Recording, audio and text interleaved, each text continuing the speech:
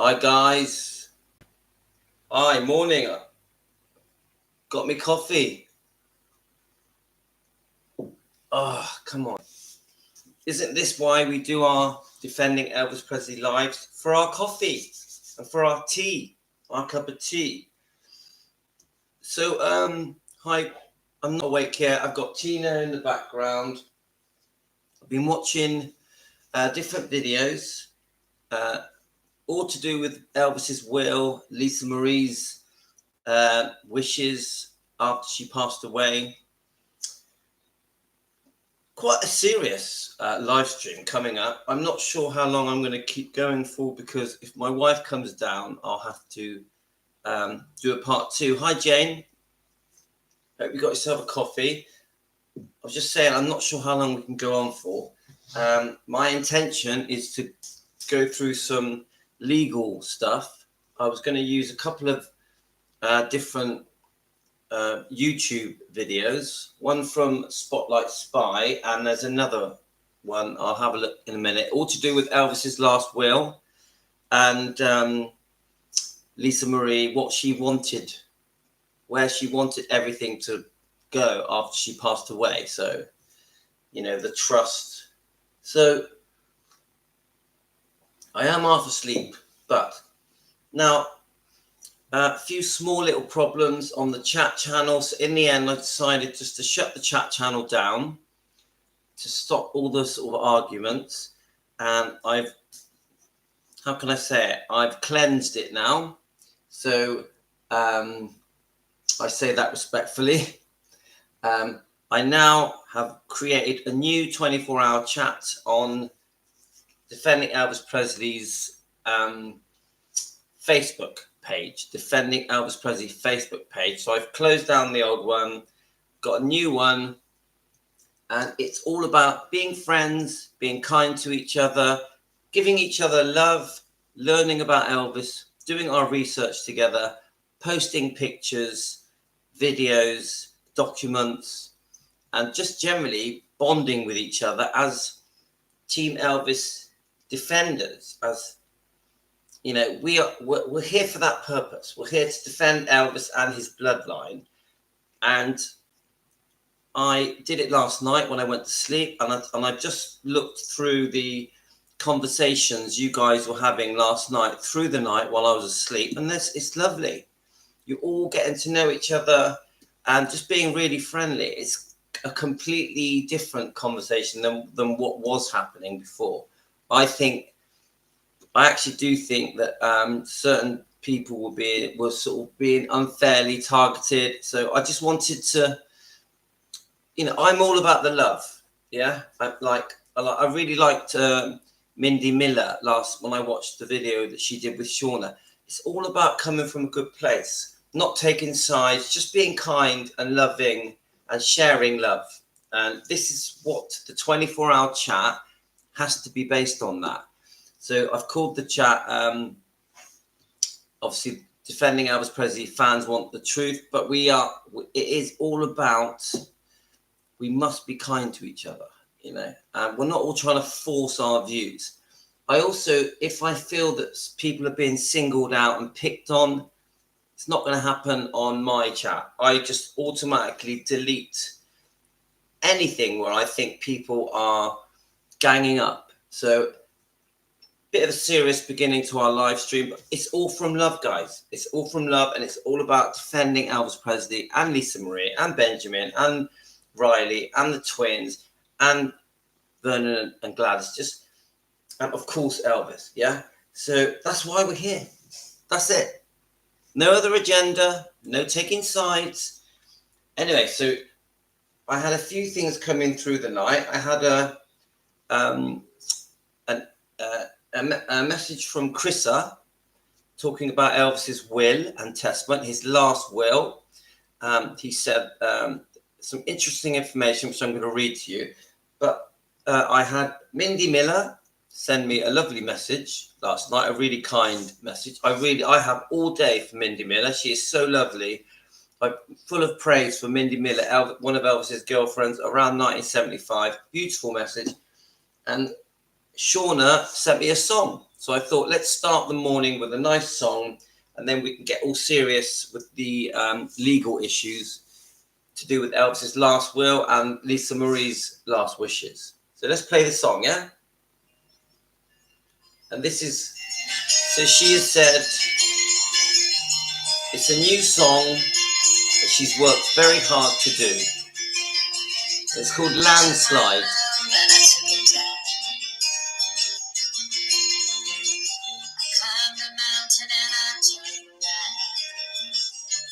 And I saw my reflection in snow-covered hill till a landslide brought me down.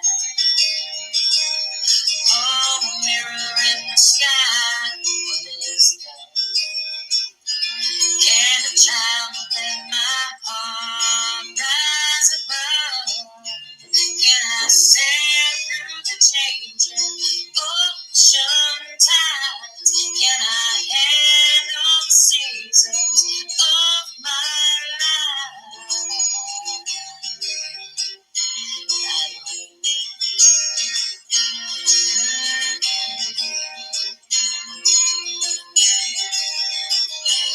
Well, I've been afraid of changing, 'cause I built my life around you. Now time makes you older, even children get older. I'm getting older too.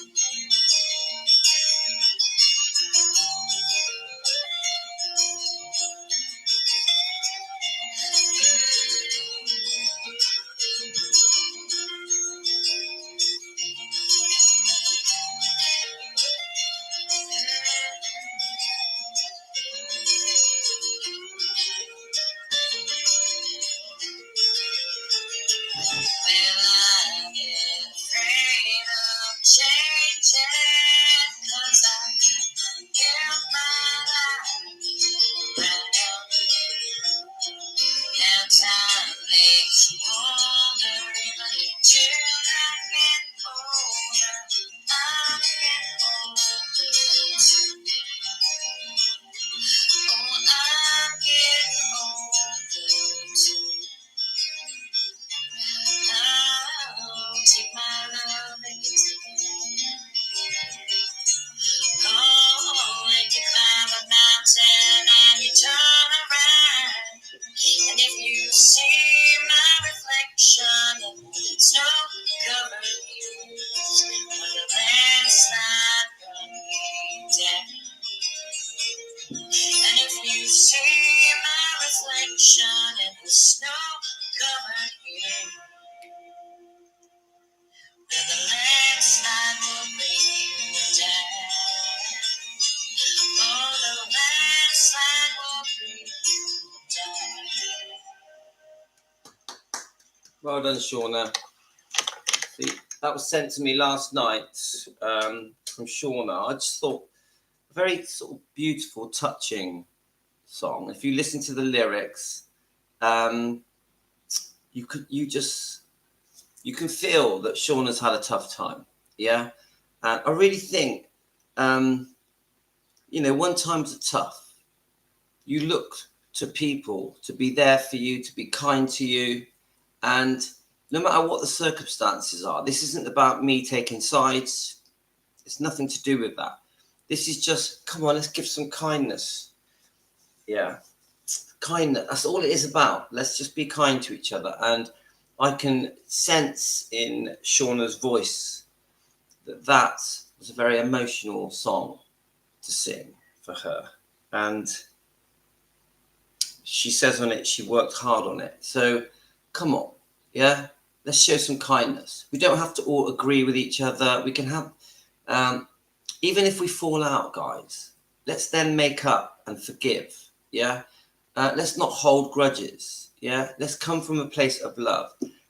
So if you watch Shauna's, I think, lovely video that she did with Mindy Miller, and I've said it again and again, Mindy Miller is so wise and has such a kind heart and comes from a beautiful place and just wanted to help Shauna. And Mindy, in her message to me, she says, she basically says, thank you for my nice words. Yeah. She also says she doesn't want to take sides. She just wants to come from a place of love, because she can see that this time Shauna was really hurting. Yeah. So she helped her out of kindness without taking sides. So that's how I want this group to be, defending Elvis Presley. That's where we come from, a place of love. Even when we defend Elvis and his bloodline, we do it from a place of kindness. When I'm giving you very strong, passionate views about the Memphis Mafia, Colonel Tom Parker, Dr. Nick, and Priscilla Presley, there's no hate there. There's no hate. There's no hate for Priscilla Presley.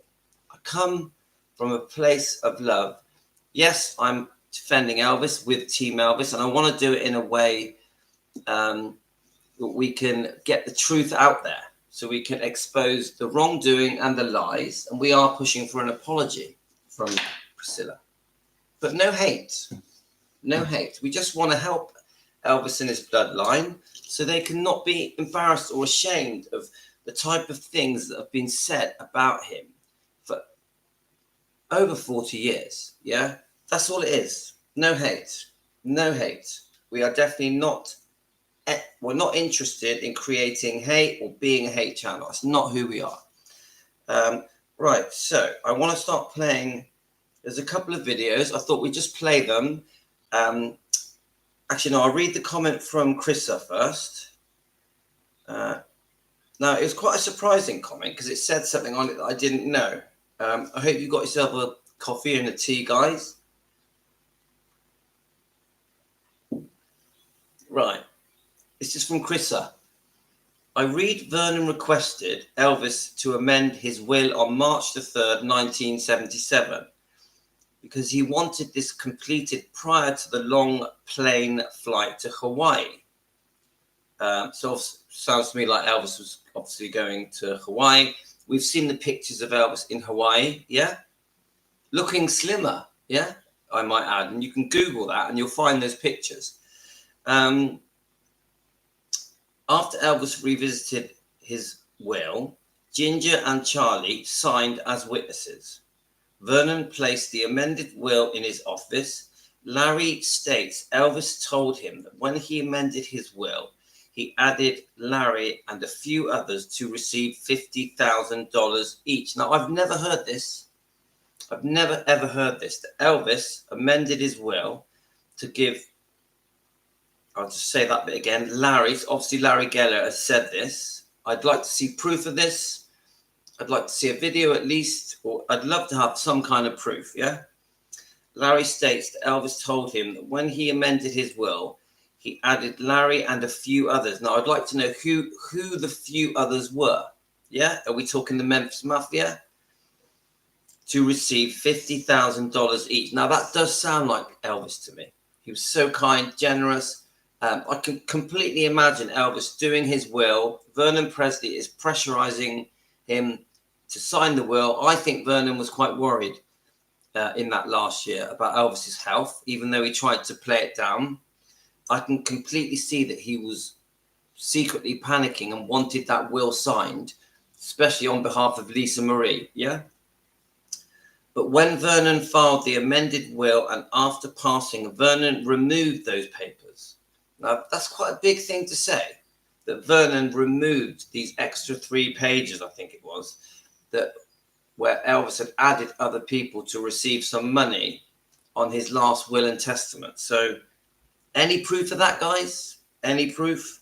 Let's have a look. In April 1977, Priscilla was aware of Elvis cancelling some of his March 1977 concert dates, and he had been hospitalized. At this time, Priscilla placed a lien on Graceland because she was still owed money. And we know all about this, don't we?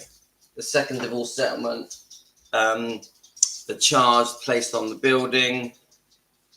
Now, the question Chrissa asked is, was this done before or after Elvis died? Now, I think it was done before. I don't remember the actual date, but I'm pretty sure the charge, the lien was placed, the deed of trust was created to place the lien on Gracelands because of the second divorce settlement that really Priscilla shouldn't have had. She had to accuse Elvis of fraud and lying. Yeah.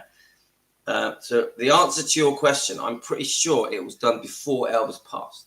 This was still going on in 1977, just before Elvis died, when the Elvis tell-all book came out, the Memphis Mafia book, Elvis, What Happened.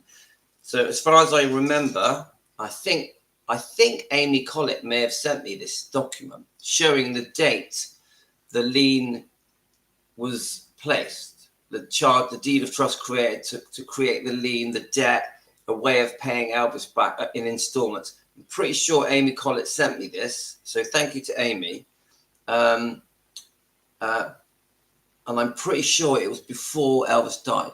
Now, I think it was Amy Collett and her friend that got these documents. So we thank Amy very much for finding these documents and for sharing these documents. And we appreciate the hard work that Amy Collett has done.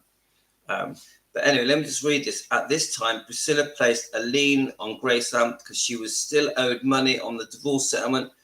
Louis, was Elvis and Vernon aware of Priscilla placing a lien on Graceland prior to Elvis passing? So, Chrissa, thank you. Right. So, Chrissa has been very helpful. She's been sending me some great information. Chrissa, I really appreciate it. Yeah. Thank you so much. So what I wanted to do was play this video just to give us a feel. It's not our video. It's another YouTube channel. Just to give us a feel. There's two that I'm going to play. There's one from the Spotlight Spy YouTube channel. But I'm going to play the other one first. Let's have a look. And just click on it. See if it's going to work. Lisa Marie Presley's daughter, actress Riley Just pause it. Right. Okay, I'm ready, guys. Now, I've only watched it once, so I'm not 100% sure what's on this, but we may break into it and comment, yeah? So let me just make a bit of space. Good morning to everyone, by the way. I know that it's quite early in the morning. There's not many of you on at this time. I hope you enjoy this. Let's go through it together. I'm still not quite awake yet. Get yourselves a tea and coffee. Hi, Teresa. Right. Lisa Marie Presley's daughter, actress Riley Keough, is set to become the sole trustee of her late mother's estate. That means Riley will effectively be in charge of her grandfather Elvis Presley's legacy. That decision resolves a legal dispute between Riley and her grandmother Priscilla Presley, 6 months after Lisa Marie's death at 54. But how did it get to this point? And what does Lisa Marie leave behind? Lisa Marie was the sole remaining heir of Elvis Presley. When Elvis died, the estate was valued at only $5 million, $25 million in today's dollars.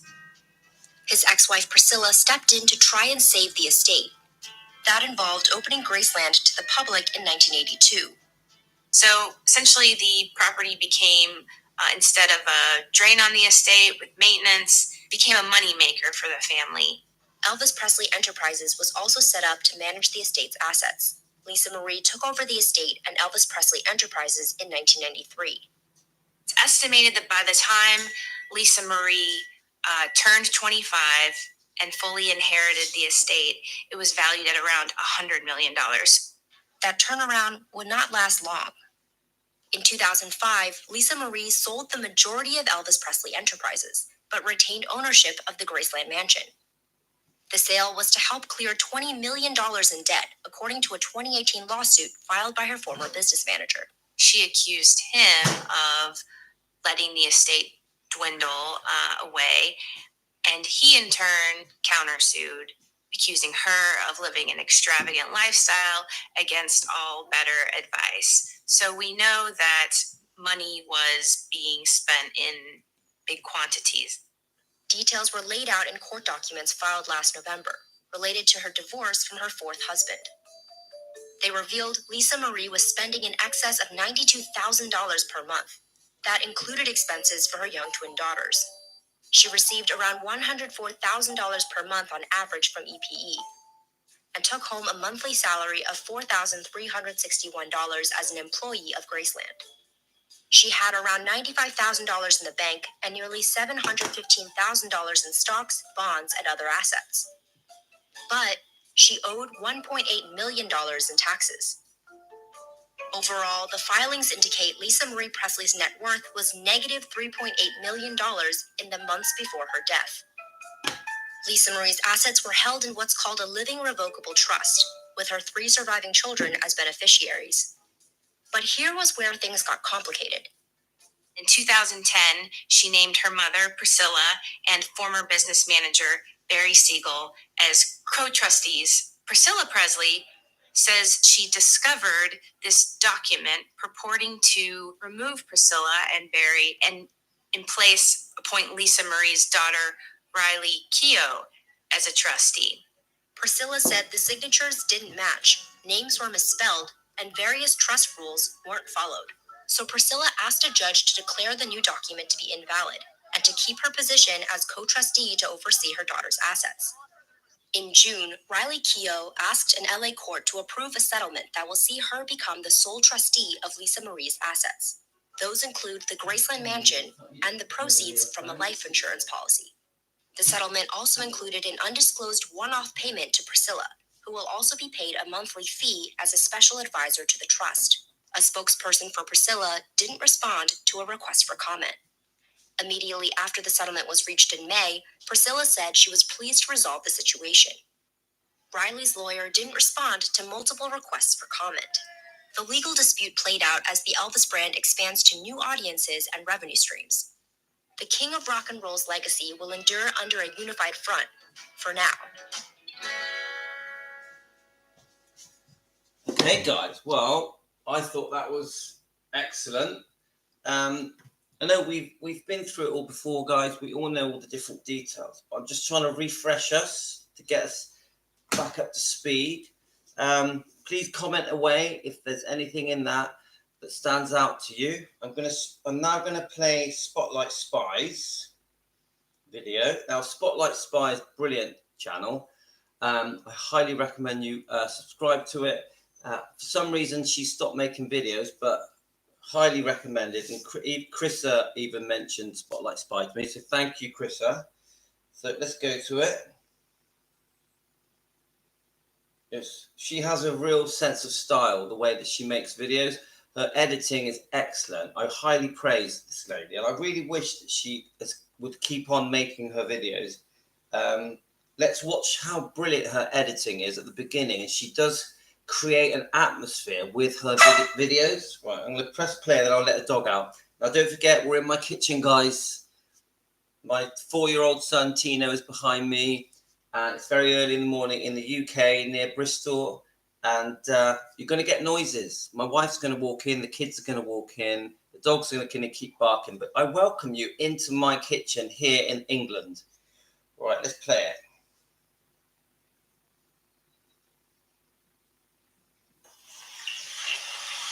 Pretty sure like him cut it down, but he didn't like it. I mean, he didn't like being married. Right. He didn't want to be married. He didn't want to hate it in the first place. He didn't want to get married to her. It was not. You'd already been married to her 5 years. You know. I mean, you didn't let her put her in. And they couldn't do anything to stop it. No, not at that age.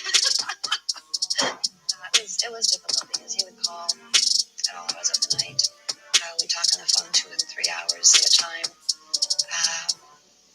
I was encouraged to go to school and to even date somewhat. You know. Did you? I did a little, yeah, I did. Yeah.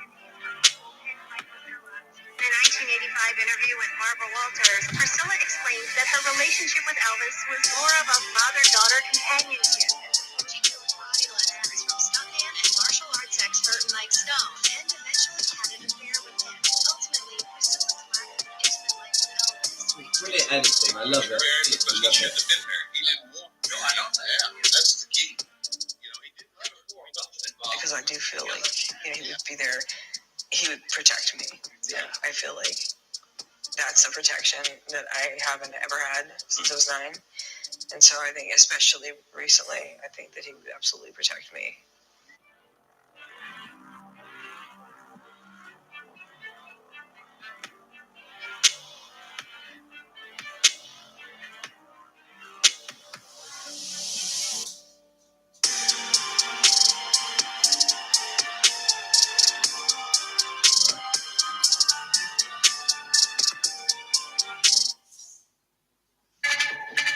Right, listen to this, guys. Elvis Presley died today. He was 42. Apparently, When Elvis Presley died in 1977, his will left his estate to 3 beneficiaries: his father, Vernon Presley, his grandmother, Minnie Mae Presley, and Lisa Marie. Both Vernon and Minnie Mae died within a few years of Elvis, leaving Lisa Marie as the sole beneficiary of the estate. Under the terms of Elvis's will, Lisa Marie was not entitled to receive her share in the estate until she reached the age of 25.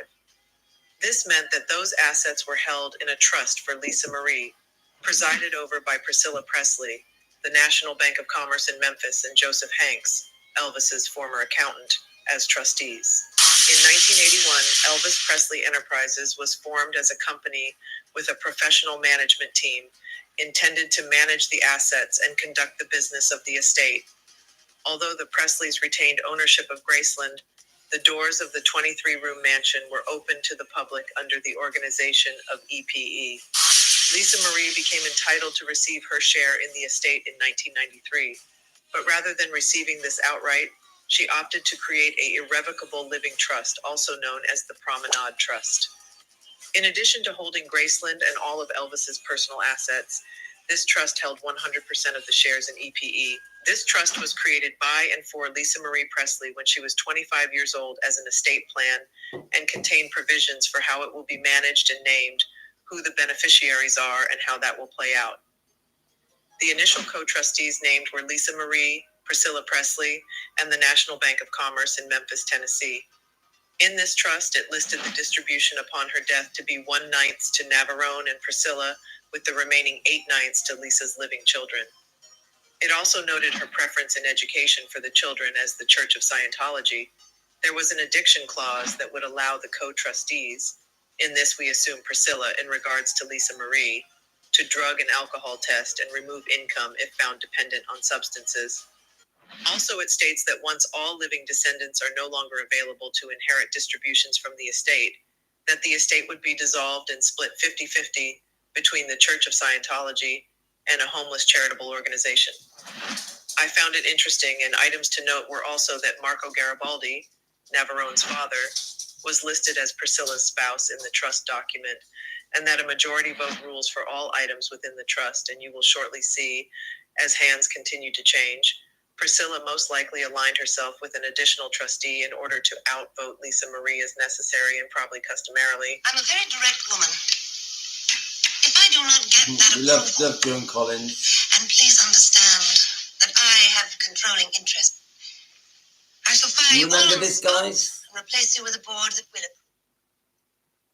approve. When Lisa Marie launched her music career in 2003, she was introduced to Barry Siegel through Marco Garibaldi. Barry had been Marco's own personal manager. Barry became Lisa's business manager and a co-trustee with Priscilla. In 2004, Big mistake. less Big than mistake. 2 years into his role, Barry Siegel Siegel was sold dodgy. 85% of the trust's interests in EPE, which was still worth around $100 million. Should never have happened. This business decision would later become a source of contention and legal battles between Lisa Marie, Barry Siegel, and her mother.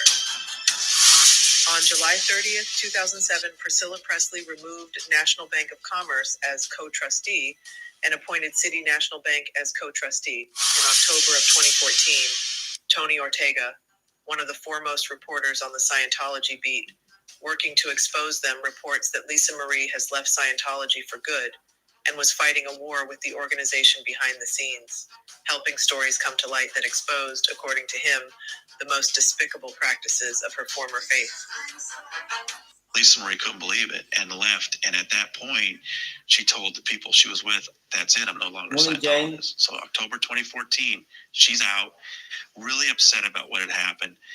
Now, Lisa Marie removed Priscilla and Barry Siegel as both current and successor co-trustees and appointed herself as current trustee and named Riley and Benjamin as successor trustees. Lisa Marie filed for divorce with Michael Lockwood in June 2016, ending their 10-year marriage. In 2018, Lisa Marie filed a $100 million lawsuit against Barry Siegel when she realized her trust had been squandered. In her lawsuit, Marco Garibaldi stated he was in the room in 2004 when Priscilla and Barry plotted together to sell off 85% of Elvis Presley Enterprises in order to take it away from Lisa Marie so that she couldn't spend all the money. In doing so, they both were placed in the new company and both drew a salary. Barry's yearly salary was $500,000 a year and Priscilla's $1 million a year. In addition to her yearly salary, Garibaldi said Priscilla personally made $13 million from the sale. When the deal was done, Lisa Marie was only left with around $40 million after taxes, plus $25 million worth of stock in the future holding company of American Idol, which eventually went bankrupt. And that was far from the only piece of misfortune. And for this, she lost all rights to her father's name, image, merchandising, and royalties from recorded songs. I do feel like, he would be there. He would protect me. Yeah. I feel like that's a protection that I haven't ever had since I was 9. In 2019, Priscilla sold one of her homes. The headlines read she was forced to sell the home in order to bail out Lisa Marie from her financial woes. In a quote from one of Priscilla's pals, she stated, "Priscilla was doing this as it's Lisa Marie's last chance." But behind the scenes, others reported that Priscilla actually started to liquidate assets in order to repay Lisa Marie based on a sealed settlement that was reached with her daughter over the Barry Siegel Elvis Presley Enterprise lawsuit that unearthed that Priscilla had been making $900,000 a year. The lawsuit revealed Siegel negligently mishandled her money and that he had allowed and in fact lobbied her mother's nearly 7-figure income, even though Priscilla had not been performing any sort of executive level work to justify the salary. Priscilla's salary had not been disclosed to Lisa, nor was she given the same salary benefit. In 2020, Lisa Marie's son Benjamin passed away. Lisa Marie Presley moved out of her home as his death had left her in shambles. He was buried at the Meditation Garden at Graceland alongside his grandfather.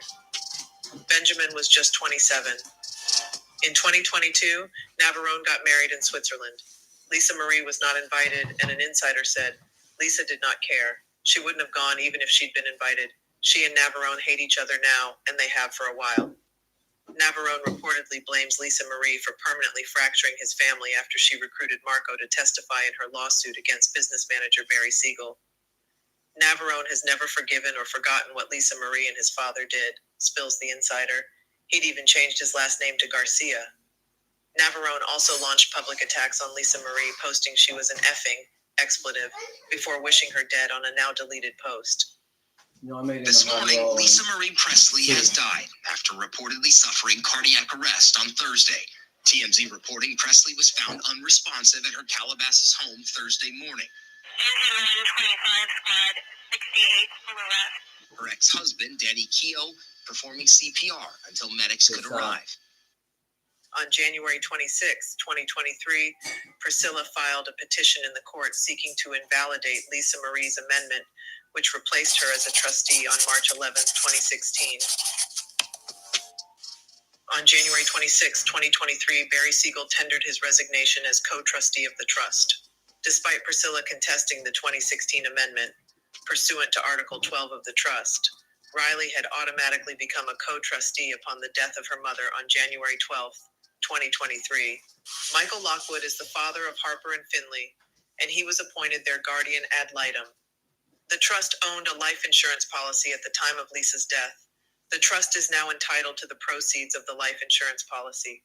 The beneficiaries of the trust are as follows: Lisa's half-brother, Navarone Garibaldi, 1/9 of the trust, and subject to a separate sub-trust, and Riley, Harper, and Finley equally split the remaining 8/9 of the trust. As a result of Priscilla's petition contesting the will and other related disputes that arose, Priscilla, Riley, and the guardian ad litem, Michael Lockwood, entered into a settlement discussion to resolve these various issues that impacted not only the Promenade Trust, but also the life insurance policy. On May 11th, 2023, The parties entered into a settlement agreement that, with the exception of Priscilla's immediate resignation, is subject to court approval. As part of this settlement agreement that they all have signed, including Priscilla, she agreed to resign immediately. Therefore, on this day, May 23, Riley became the sole trustee of Lisa's irrevocable trust. Absent the settlement agreement, litigation was likely to occur related to Priscilla's role as co-trustee. For Priscilla not to be removed would have been costly, as she intended to charge a trustee fee. Such litigation would have also slowed the collection of the life insurance proceeds. The terms of the settlement are as follows. There were 95 pages associated with this settlement, and part of it was the Promenade Trust that I was breaking down earlier. Also, there were some exhibits included in it in which people had resigned, Barry Siegel resignation, and also Priscilla requesting that all of this get sealed for fear of her own mental health and physical safety and harm of her son and Harper and Finley. So she is for fear of her two minor grandchildren. She did state that specifically. So I think that she's trying to manipulate the judge to feel a little bit sorry and worried and concerned for the minor grandchildren and how the public may react to the intricacies of this settlement. But let's not forget that none of this would be here had it not been for her contesting the 2016 amendment in the first place, which, just so you know, when I was researching this and I found the articles regarding Marco Garibaldi's involvement in Lisa Marie reaching a settlement with Barry Siegel and Priscilla, that in 2019, the reporter stated that Barry Siegel had been fired in 2016. So that amendment had existed in order to fire Barry Siegel. A reporter knew about it. We know the full truth.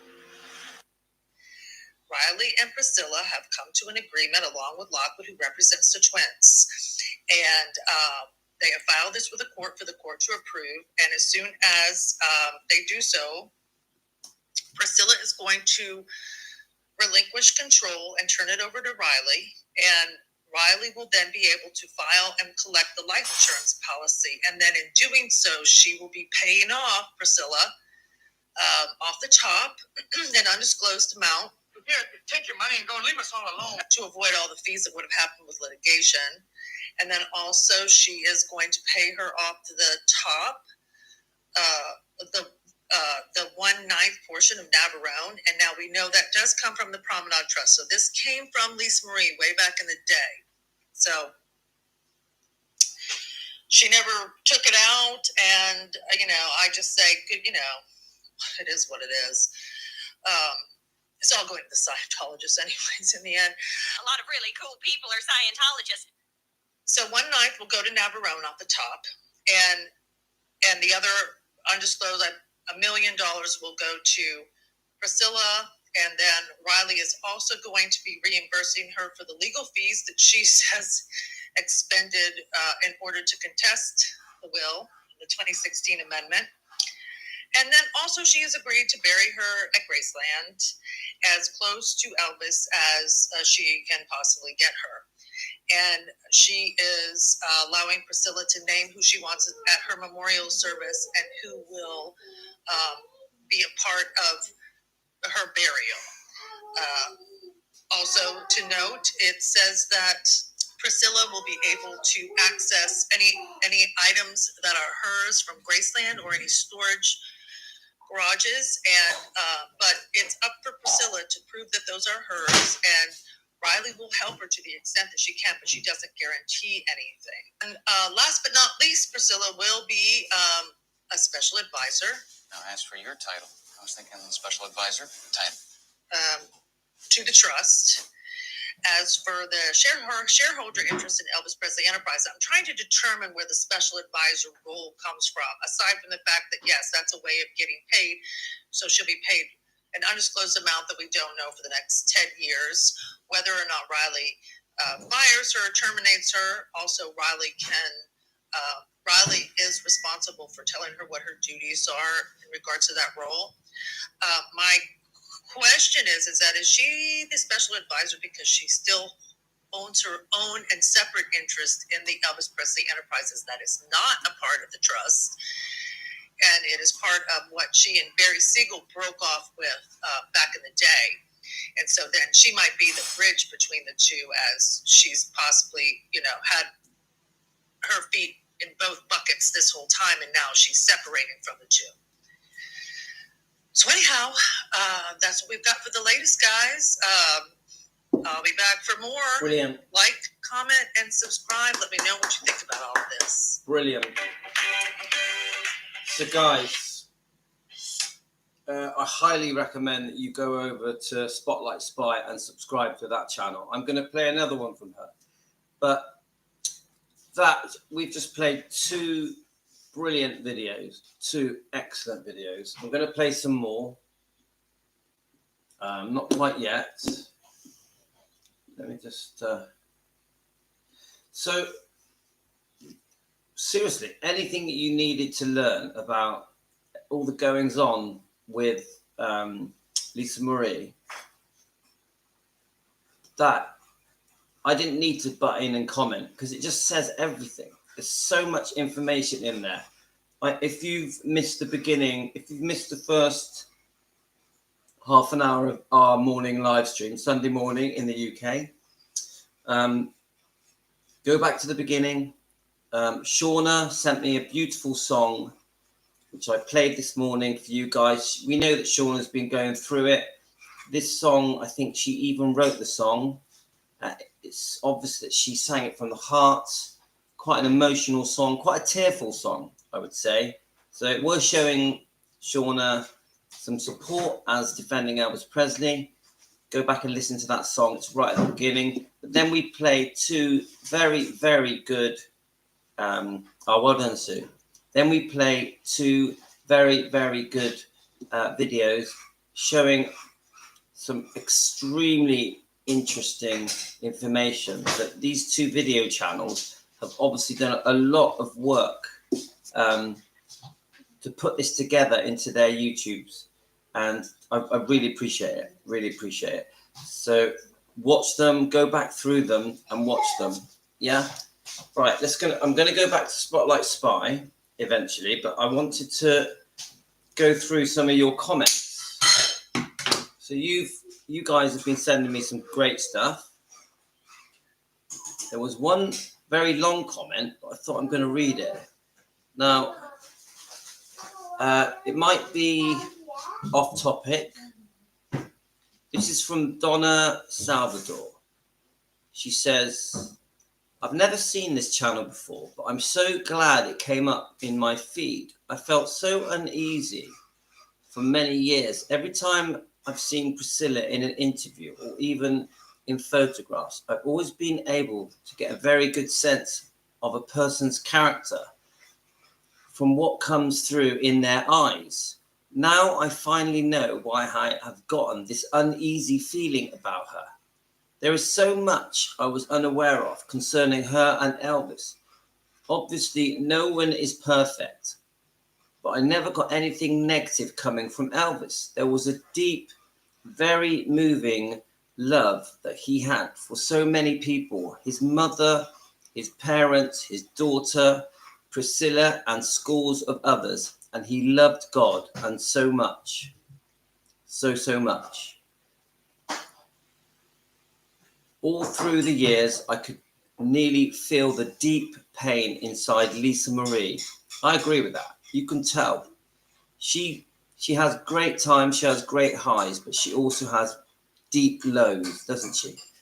And then for her to lose her son, even now I get tears in my eyes just thinking about how much pain that she experienced with that. And we can all relate to that, can't we, guys? It is your worst nightmare. Unfortunately for beautiful Lisa Marie, her worst nightmares came true. It's so sad. And we all know that she was never going to come to terms with it. Anyway, I wondered if she died from a broken heart. Her mother seemed to treat her horribly throughout her life. Many of us feel that way, don't we? Definitely in the later years. I would say well, even the earlier years when she's put into Scientology at such a young age, and we feel as defenders that the reason Priscilla put Lisa Marie into Scientology, remember, Elvis would not have wanted it. No way would Elvis have wanted Lisa Marie put into Scientology, especially at age 11. Remember, she was 9 when Elvis passed, and they were very, very close. Elvis would have screamed from the rooftops if Priscilla had said to him, "Oh, I'm thinking of putting Lisa Marie into Scientology," which is basically a cult. Yeah. So to me, a very horrific thing to do to Lisa. So that's age 11.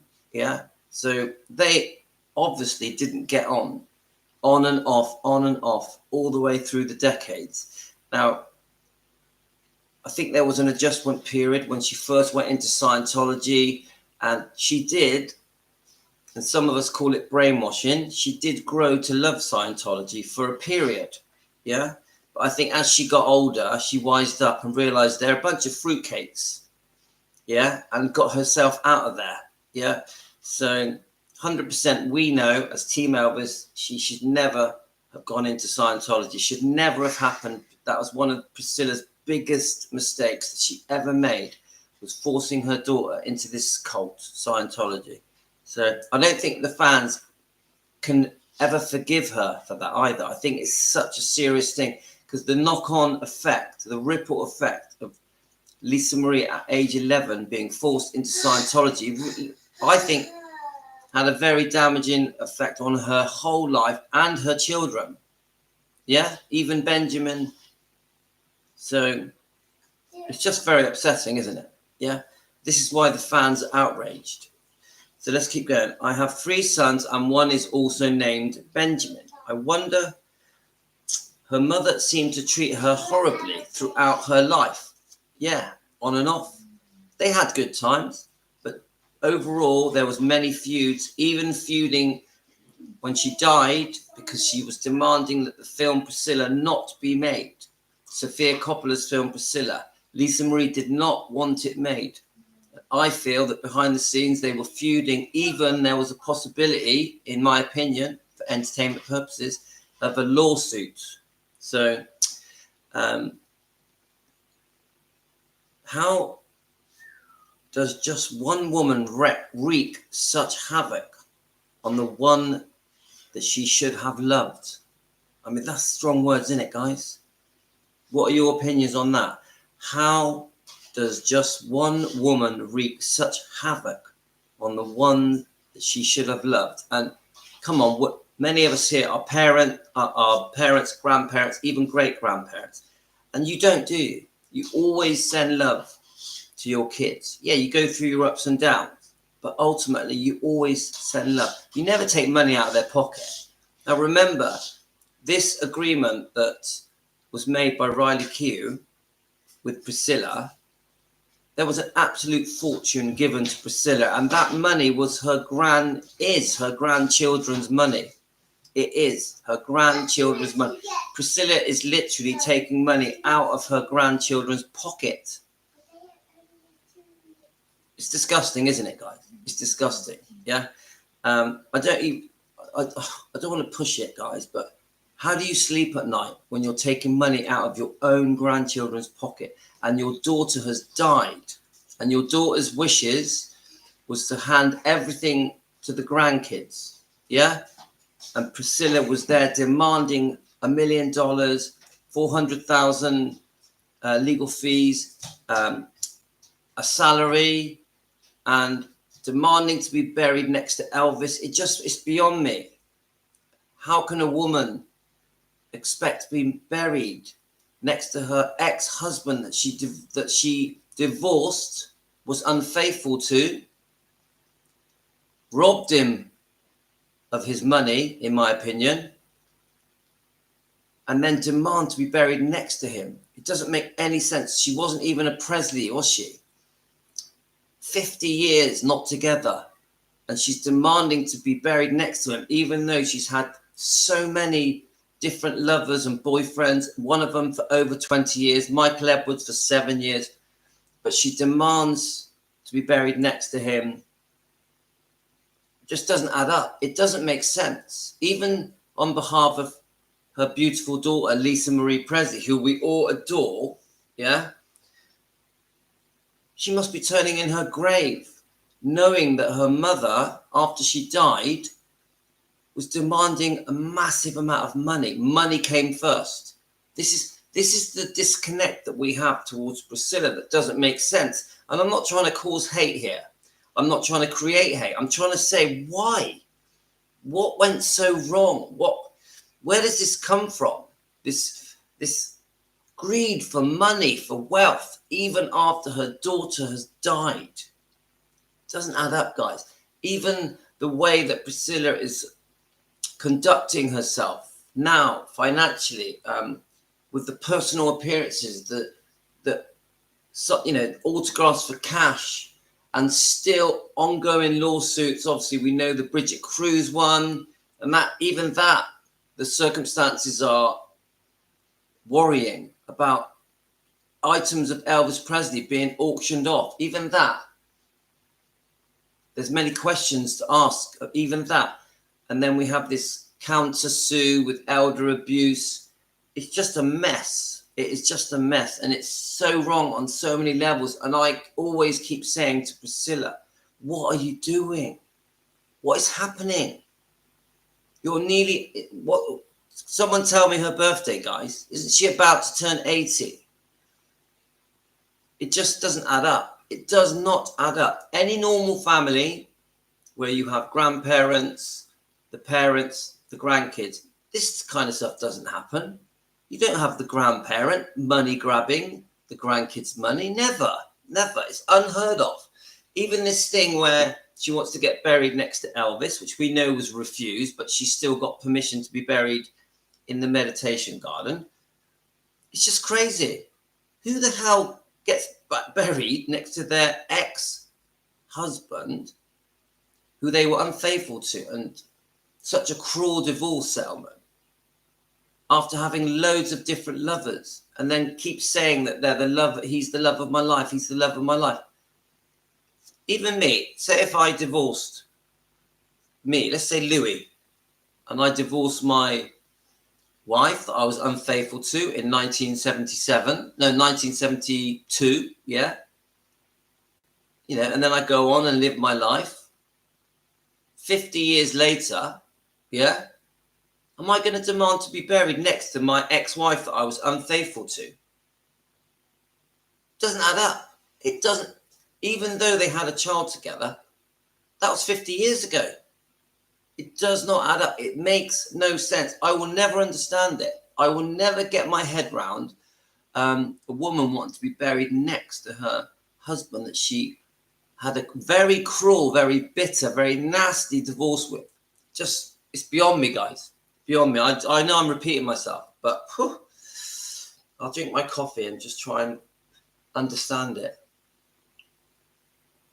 Anyway, let's keep going with this comment. I'll read that last bit again. How does just one woman wreak such havoc on the ones that she would have loved? Such great words. This is Donna Salvador, a new subscriber who only recently discovered us. Yeah? Priscilla Presley did do that. She wreaked havoc, and not just with Lisa Marie. Firstly, with Elvis. I would say even after Elvis died, then it became the girlfriends, yeah? Vernon Presley, yeah? We know that he eventually decides to allow Priscilla to be the big trustee on behalf of Lisa Marie. And then it moves on to this thing that I actually, she jumps on the bandwagon of Graceland's and launching it and taking full credit for it, which is not true. The museum was going to be opened. It was happening. It was already in place. The plans were in place. Amy Collett actually sent me information showing proof that the Graceland Living Museum and the land in front of it was all being earmarked for development by Memphis, by Vernon, by Colonel Tom Parker, by it was at hand. Some guy called Morgan Maxfield that supposedly Priscilla was engaged to, and Jack Sodden was his assistant. He died in a plane crash. So thank you, Amy Collett, for any information that she has helped us with. Yeah. So we send Amy love. We love Amy, don't we? Amy Collett, we love her. But it's just all of it. It's just, you couldn't even make it up, could you? It's so out there. It's so far-fetched, all of this, that it infuriates us. And this is why there's a massive disconnect between Elvis fans and Priscilla Presley, because too much damage has been done. How do we undo the damage? And the only way I can see that damage can be undone is by, firstly, a massive apology of all the wrongdoing that Priscilla has done, not just to Elvis, to all of the bloodline, all of it, and to the fans, yeah, and to the estate. Because I personally think that Priscilla Presley is responsible for a lot of the money that has been squandered from the trust, from is it Promenade Trust, whatever people call it, from Finley and Harper, from Riley Keough. Even though Riley Keough doesn't need the money, she's a self-made person. But it's beside the point. All the wrongdoing that over the decades, both times when Elvis Presley Enterprises was sold off, 85% of it, even leasing, Gracelands is leased, rented to Elvis Presley Enterprises. Many people don't know this. There was a 99-year lease created and sold to, is it Bob Silliman, way back in the early 2000s. Yeah. So Elvis Presley Enterprises, 85% of it, is in charge of Gracelands. People don't know that. Now, yes, we know Riley Keough and Finley and Harper will be the owners of Gracelands. Yeah. But the lease belongs to 85% of it belongs to Elvis Presley Enterprises. Yeah. So you think about it, guys. That deal that happened way back in, I think, 2005, they rented Gracelands to Elvis Presley Enterprises. So Elvis Presley Enterprises has final say over and above Riley Keough of what happens at Gracelands, even though she is the landlord. The twins will be the landlord. This is just so wrong. And at the time, from what I know, Priscilla was given, I think, $6 million, which was a fortune back then, when this deal happened, so that they could use the name Presley. She sold the name Presley. Now, of course, this is entertainment purposes only. It's opinions for entertainment purposes only. I have to say that. So, and then it was all sold again when everything went pear-shaped with Barry Siegel, the manager of Lisa Marie. And there was another big deal, yeah? I think this is when Joe Weishampfer steps in and he becomes the head of Elvis Presley Enterprises. And I know Joe Weishampfer he's quite respected. He seems like a real good guy. He does care about Gracelands and Elvis Presley Enterprises. He does care about Lisa Marie and Riley Keough and the twins. He does want Elvis's wishes to be carried out. He does want Lisa Marie's wishes to be carried out. But he's not a Presley. He doesn't have the bloodline. So he's still a businessman. So I'm at odds with that. Why did the day come when 85% of Elvis Presley Enterprises and the lease of Gracelands belongs to Elvis Presley Enterprises, 85% of it? Why did that happen? Is it because Priscilla was given a vast amount of money as a backhander? When the deal was taking place with Joe Weishankar, where Barry Siegel had squandered money and invested money into American Idol, a fortune. This was Lisa Marie's money. What was Priscilla's involvement in that? Did she receive a large amount of money when that deal was happening? We've heard about the $900,000 a year money that she was taking, $500,000 a year that Barry Siegel was taking. There's even rumor that it was Marco Garibaldi that actually told Lisa Marie that this was happening. So some very double-crossing, secretive, naughty behavior that may have caused an 8-year feud between Priscilla and Lisa. So they barely spoke for 8 years. This is what we've been told. And then when the Baz Luhrmann film came out, they made up a little bit. But then they had fallen out again by the time we see poor Lisa Marie at the Golden Globe Awards with Jerry Schilling. And she briefly sits with her mother. And even then, there's an argument brewing about the Priscilla film, because we know Lisa Marie did not want that film made. She says it portrayed her father in a bad light. She didn't want it made. Priscilla and Lisa had fallen out again. And then Lisa Marie had also written emails. Someone said to me there was 3 emails written to Sofia Coppola asking her to please not portray her father in a bad light, begging her mother to not promote that film, to not be involved in that film. I have heard through comments and through things I've been reading that Priscilla actually even invested money into that film. Someone said, and I'd need proof of this, that Priscilla lost $20 million on the Priscilla film. Is this true? Is this true? We don't know. So, right, we've still got a little bit more to go. I just want to warm up my tea and coffee. So you get where I'm going, guys. Right, so we'll warm up this. Okay, right, it's still quite early in the morning here, guys. I'm going to warm up my tea as well. We've still got a little way to go.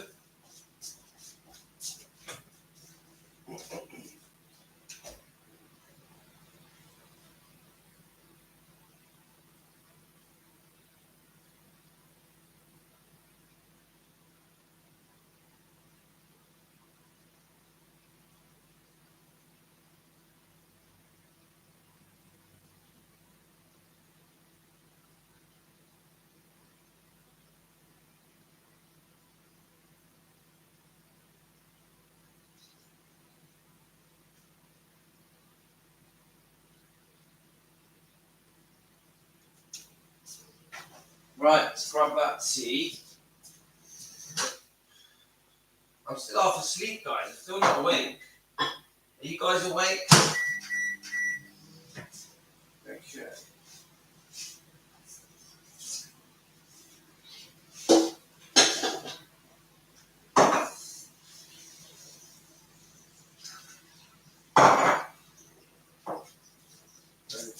Okay. Make it a bit nicer. So welcome to my kitchen in the southwest UK.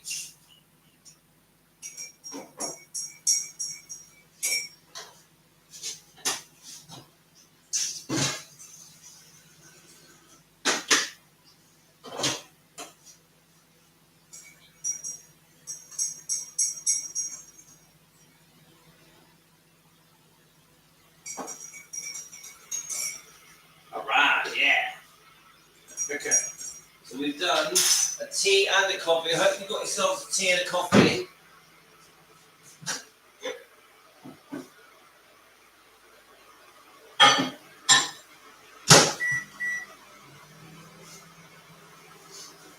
Okay, just giving you a minute to grab your teas and your coffees. I hope you don't mind bearing with me.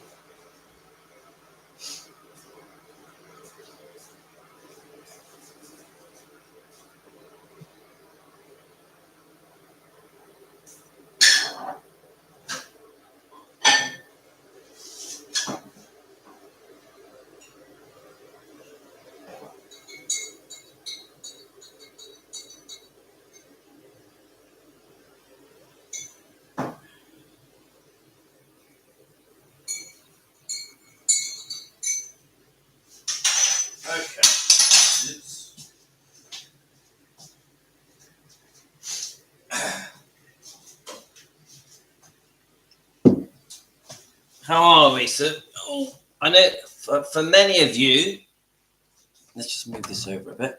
For many of you, it's the middle of the night. Yeah, is it?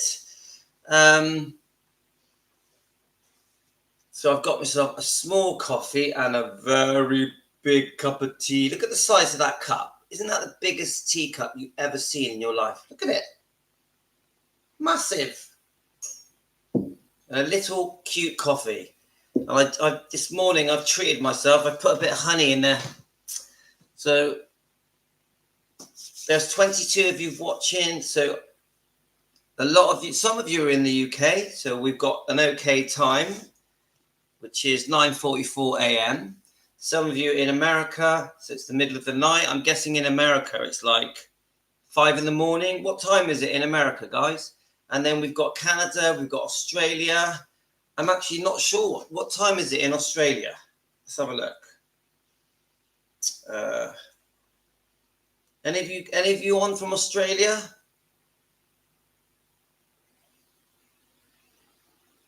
Australia. Time now. Aren't you going into your summer now and we're going into our winter? So in Australia, it says it's 7:44 p.m. Australia, yeah? 7:44 p.m. Obviously, it changes what parts of Australia. Luann, what time is it there? Hi, Luann. I bet Lockwood, let's have a look. Luann, I bet Michael Lockwood had a good look around in the Graysons before the divorce. Lisa Marie's money, and frauds too are very concerning. Yes. Luann, what time is it where you are? So, Jean, it's 3:45 a.m. Thank you for being awake at this time to do this live stream, guys. I'm starting to wake up a bit now. And I got me Elvis stuff in the background. Should we just move the camera a bit? There we are. I always have Elvis on in the background. That's the Lisa Marie aeroplane, isn't it? That's the whole live stream in itself, isn't it? So I'm just quickly checking. Yes, we are all over the world in my kitchen. And one of you commented, I think it was Philomena. Actually, should we tell Philomena we're live? Philomena, Philomena, are you on? Let's tell Philomena. Let's have a look. I know I was reading, you guys, we've started a new chat on the 24/7 Facebook, Defending Elvis Presley, the Facebook page. And I was reading your chat last night. I woke up in the middle of the night. I couldn't sleep. And it was Philomena was chatting. Philomena, are you there? Let's have a look. So it's 7:46. Very warm weather in Australia. 7:46 p.m. Yes, p.m. So let's get Philomena on. Right, here we are. Now, Philomena, I'll tell her we're live, was talking about her budgery collection. She's got 67 budgeries and she breeds them. So Philomena, when you watch this later, I used to have 2 budgeries. I had a blue one and a green one, and they were called Fifi and Joey. Fifi and Joey. And as a child, my childhood was waking up to the budgeries chirping. And then what I used to do, Philomena, is we'd let them go in the lounge and they would fly around. Now, I only grew up in a very small room. The main room I grew up in, you'll laugh at this, very, very poor upbringing, guys.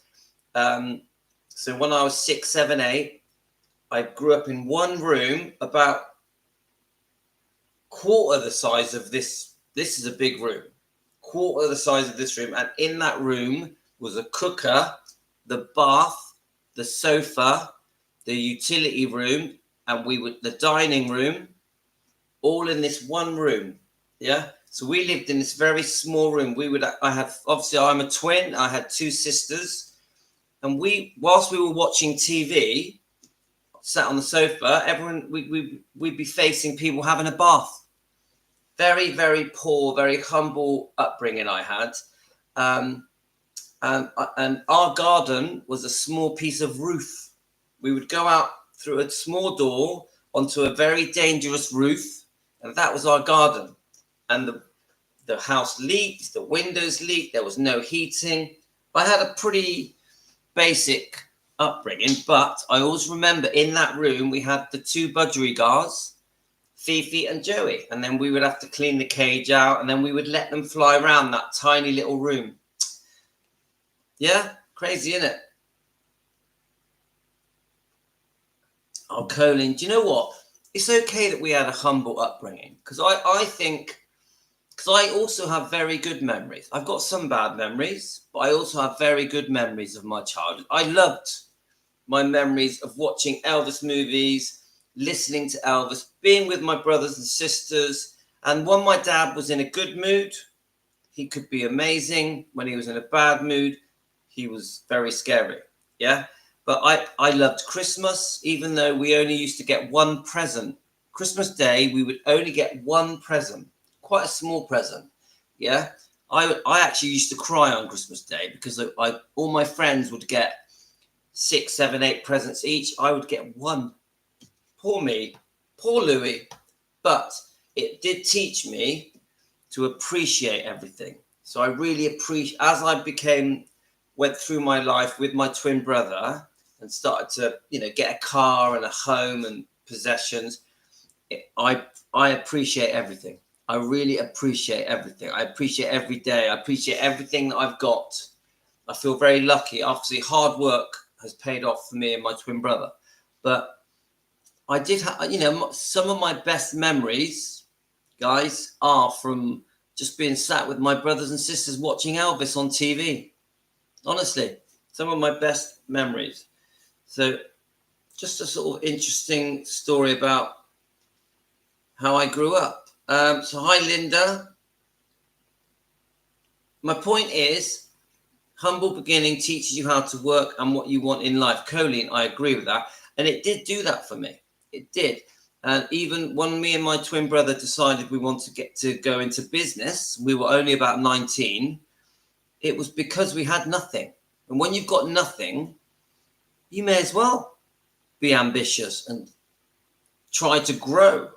Yeah, you may as well stick your neck out, take a chance, because you've got nothing to lose. And I quite enjoyed having no money. I quite enjoyed struggling to get on in life. I look back on it with fondness. Yeah. Sometimes having money for me and my brother, having money and some success in business caused problems. We lost a lot of friends. So it's not always straightforward when you have success, So anyway, let's read the second part of this comment. I think Elvis always missed his humble upbringing. I know he struggled. I know that Vernon and Gladys really struggled. We know about Vernon going to prison. Of course, there were very, very tough times for Elvis and Gladys and Vernon. But I also think Elvis, his best memories, his favorite memories were growing up through Tupelo and the early years in Memphis. I really do. I think Elvis was a very happy teenager. Always thought that. Whenever I read it through, I've always thought, Elvis loved being a teenager. You got Sam Bell talks about him, doesn't he? Sam Bell, look that up on YouTube. Right, let's read the second part of this comment. So let's have a look. So I'm not in a rush, guys. I've got the morning. The kids are in the lounge with Mum. So I think Mum's taken one of the boys to a football match later.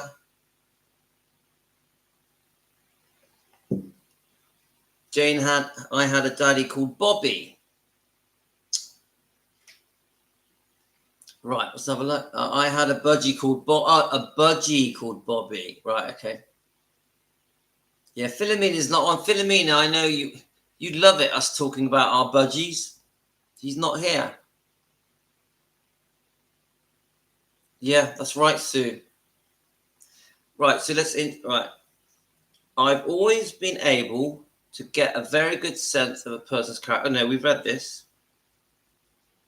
Right, so let's read the end part of this comment. I wondered if she died from a broken heart. Her mother seemed to treat her horribly throughout her life.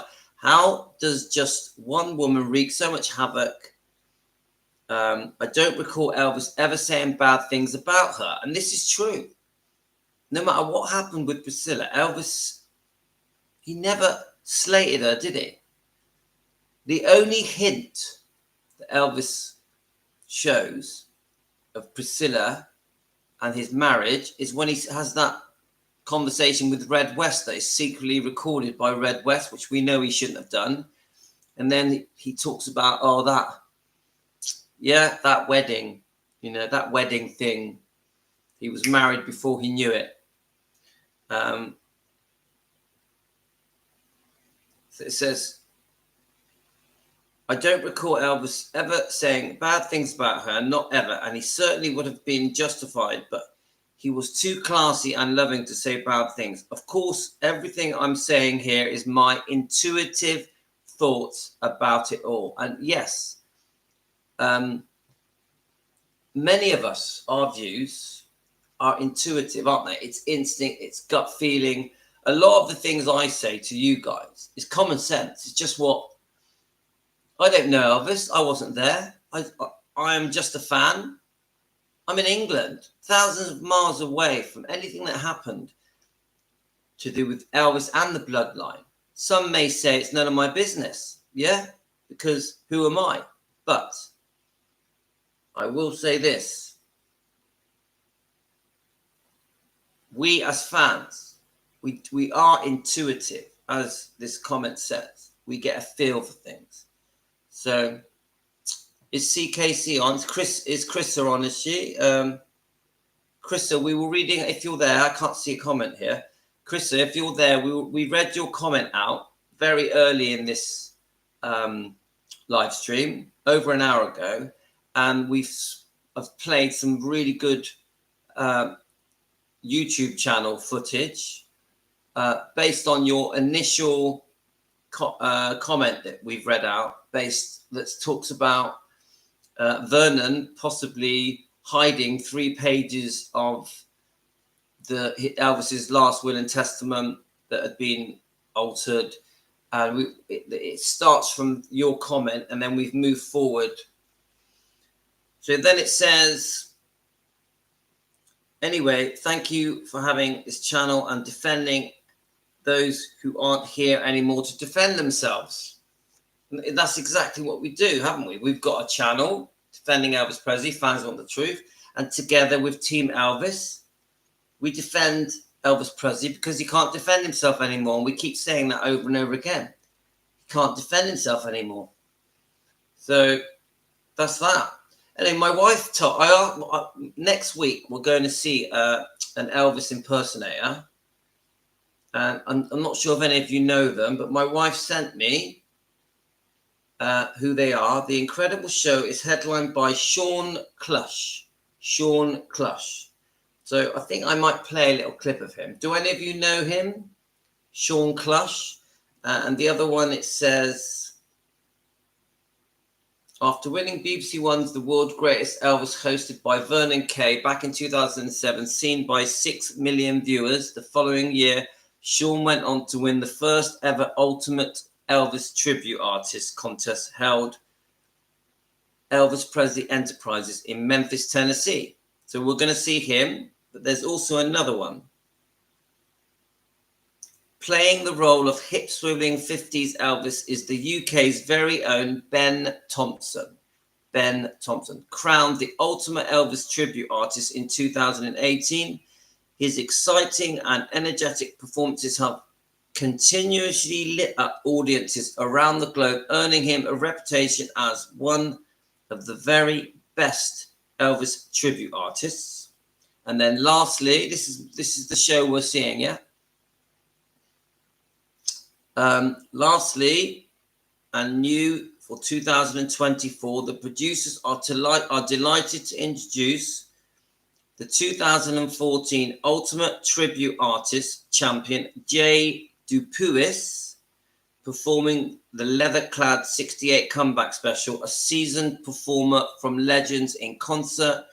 Jay's polished, charismatic performances have led him to be regarded as one of the most foremost tribute artists. Okay, we're going to play these, yeah? So let me just listen to you guys. So Sean Clush is my favorite. Gio, we're going to play him. Went to see Ben in Portsmouth. That's Debbie Boylan. We're going to find that on YouTube. Debbie, are you new to the channel? Welcome to Defending Elvis Presley. You're very welcome here. If you're new, you're very welcome. If you're not new, I'm sorry, I've forgotten. Right, so Louis, his performance, he's funny and humble, and speaking his voice is very much like Elvis. Right, let's do Sean Clush first, yeah? I want to pick it's a morning, so I want to pick quite a nice, sort of calm song. Sean, it'll probably get copyrighted, but it doesn't matter. We'll just do it anyway. Let's see what songs come up. Right, Always on My Mind. Yeah, I want to make sure it shows him. Let's have a look. Oh, I recognize him. Yeah, I've seen him. Didn't he? Isn't he one of the people on the, when you go to Gracelands, isn't he one of the people that meet and greets people? I'm sure I've seen that.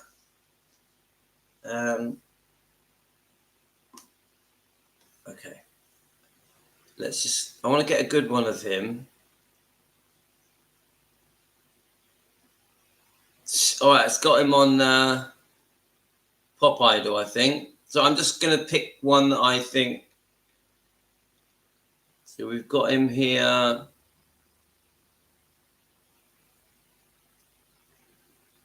Let's have a look. Yeah, I think we're going to play the Always on My Mind one. This says it was a year ago.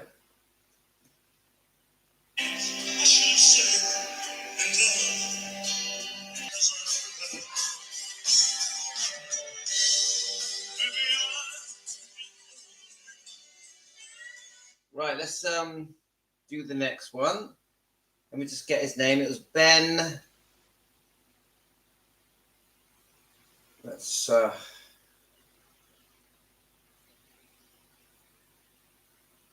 find it, shall we? So we have Ben Thompson. Right, we're going to do that. We're going to do all three guys. Now, I've never heard of Ben Thompson. I'm guessing he's a younger one because I think he's doing a 50s song.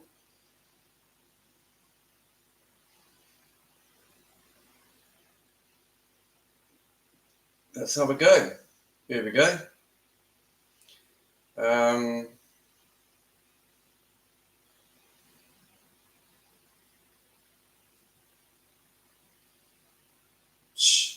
I need to pick one that suits.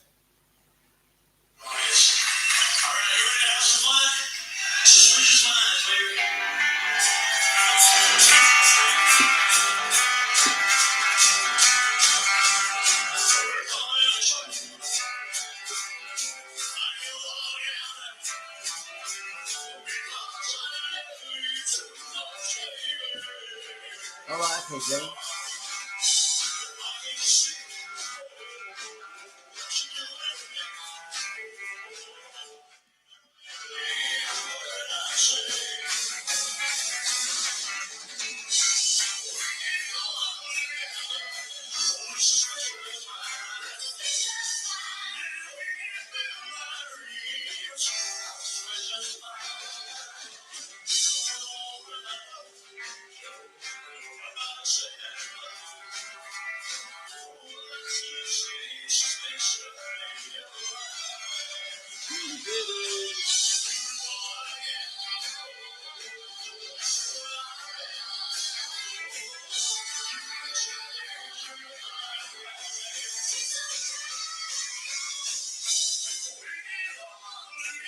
I will, Krista.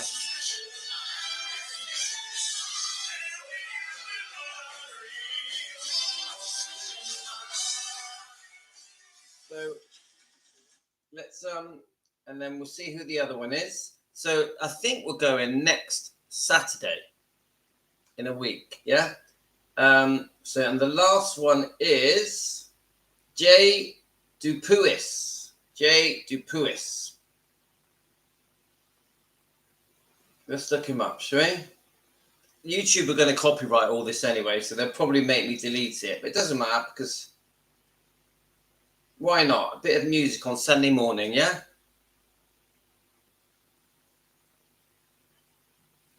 Oh, I like Bridge Over Troubled Water. Right, come on then.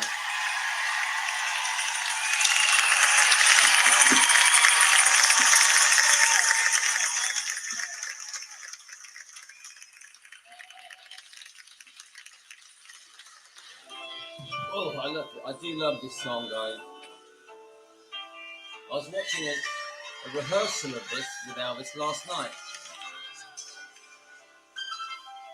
Oh, beautiful. Love it.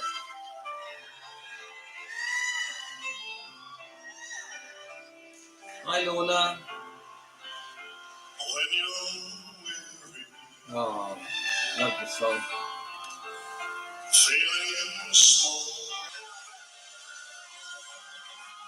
Woo!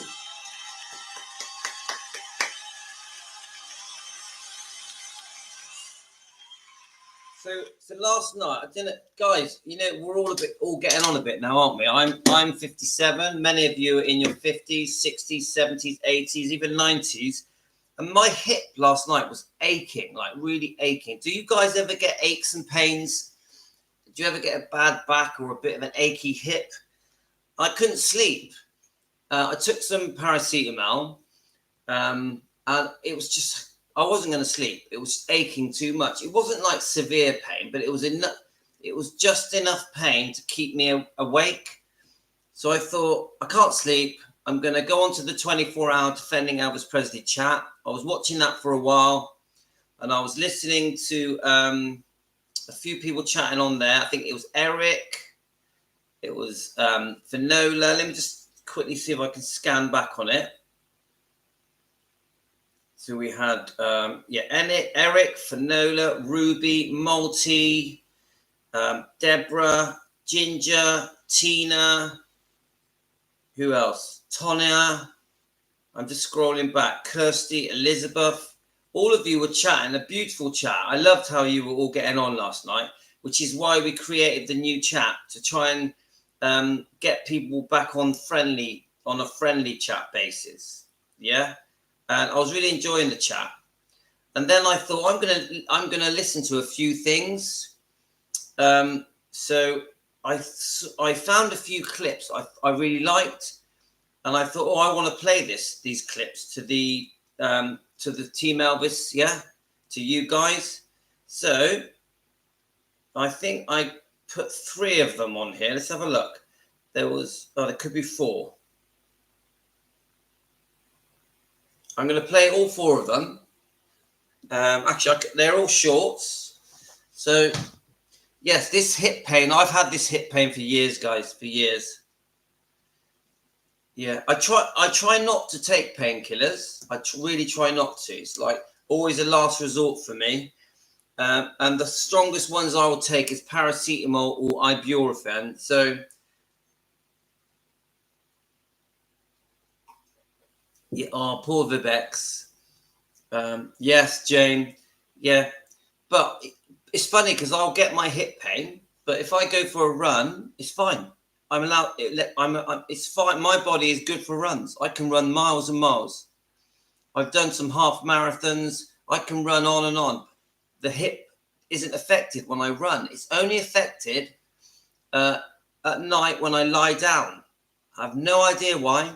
Even now, when I'm stood up walking around, I'm okay. As soon as I lie down for a few hours, that I get the pains. So, all right. So, Colleen, you're cleaning windows, closets, changing curtains. It's not easy to do. Yeah. Right. Let's play all 3 of these clips. 4 actually. I I aim not only to honor my mother, but to tell a human story in what I know is an extraordinary circumstance. Hello, I'm Riley Keough, and I am here in the studio recording the audio book for From Here to the Great Unknown, which was written by my mother and me. I hope that in telling her story, my mother will resolve into a three-dimensional character, into the woman we knew and loved so dearly. I am aware that the recordings my mother left are a gift. So often all that's left of a loved one is a saved and resaved voicemail, a short video on a phone, some favorite photos. I take the privilege of these tapes very seriously. I wanted this book to be as intimate as all those hours I spent listening to her talk, like the nights she'd spend in bed with us listening to coyotes howl. I want this book to make clear the beauty bin that was my mother. Wow, that is brilliant. And Carl Slingo, who I think is EP Fan Archive, made that short. So thank you, Carl Slingo, EP Fan Archive. Beautiful, beautiful. And first time I've properly watched that.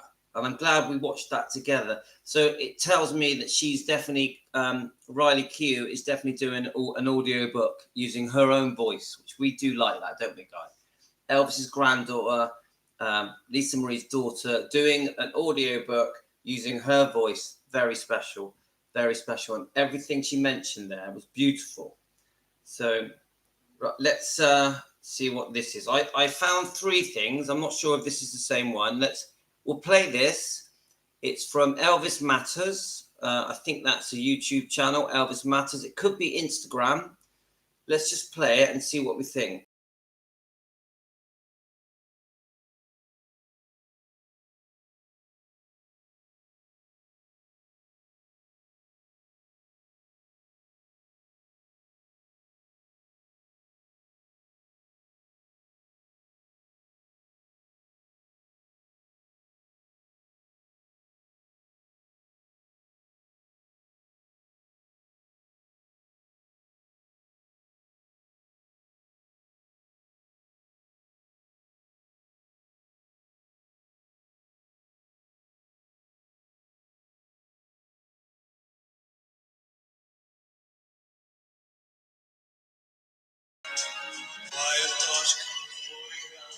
I love it. And I love that song as well. Beautiful. That was Elvis Matters. I'm pretty sure that was Instagram. These are the things I was watching last night when I was in pain. Like, oh, get me a walking stick. Right, next one. This is TikTok. And it's by EP Forever. No, EP for Everyone UK. EP for Everyone UK on TikTok.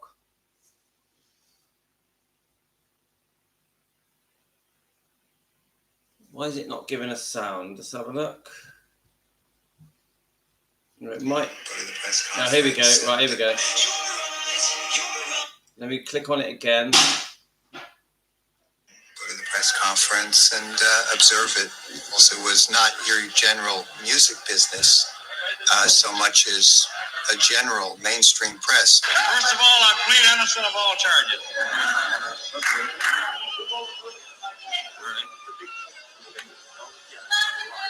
Thank you, dear.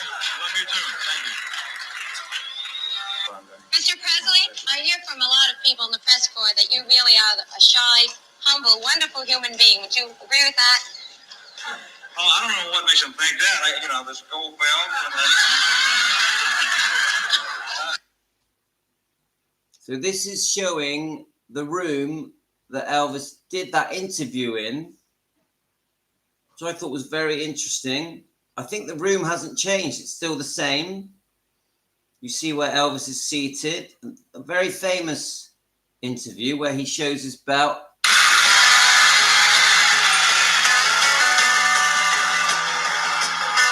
They said that Elvis was coming to town and would I like to cover it and go to the press conference and observe it. Also, it was not your general music business so much as a general mainstream press. First of all, I plead innocent of all charges. We all know that bit, don't we? First of all, I plead innocent of all charges. Music business. So I did that at my wedding. A general mainstream press. First of all, I plead innocent of all charges.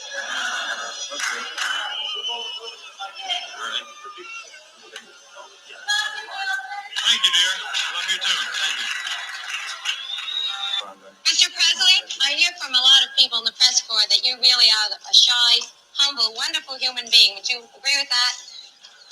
Well, I don't know what makes them think that. This gold belt and Love it. And then it just shows the pictures of that same room. Great little clip. All these little clips that you come across.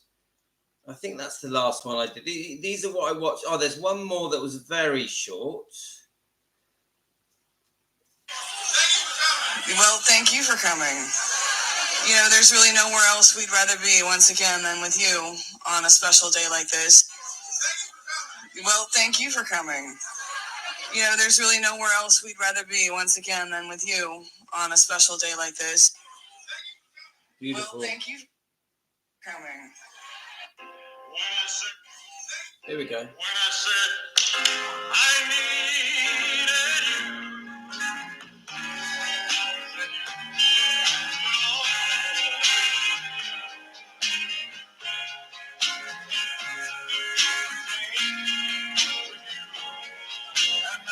you. Love this song, guys.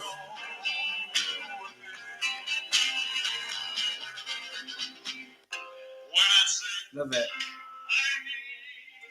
It's amazing, these little clips. Just wow. Here we go. We've all heard this one. Are we ready? My little daughter goes around and says, "Hey Elvis, what you gonna do?" I swear to God, 6 years old. "Hey Elvis." I said, "Honey, I'm your daddy. Don't call me." "Okay, Elvis." My little daughter says. My little daughter goes around and says, "Hey Elvis, what you gonna do?" I swear to God, 6 years old. "Hey Elvis." I said, "Honey, I'm your daddy. Don't call me." "Okay, Elvis." My little daughter says. I love it. Thank you, Colleen. So get a wet hand towel, warm it in a microwave, and wrap it around with another towel and put it where it hurts, and it does help.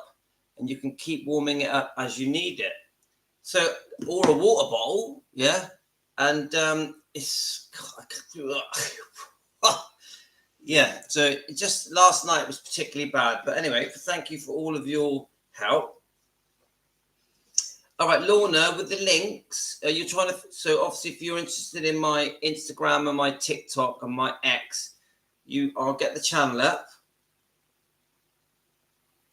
Let's go back to it. So I've put on all the links. So you have the main. You go to the main YouTube channel. So then obviously you've got that, Defending Elvis Presley. Yeah? And then you click on it, View Channel. So that, when you click View Channel, Lorna, this comes up. Yeah? Then there's a bit with a little arrow pointing to the right, like a small arrow. Can you see that?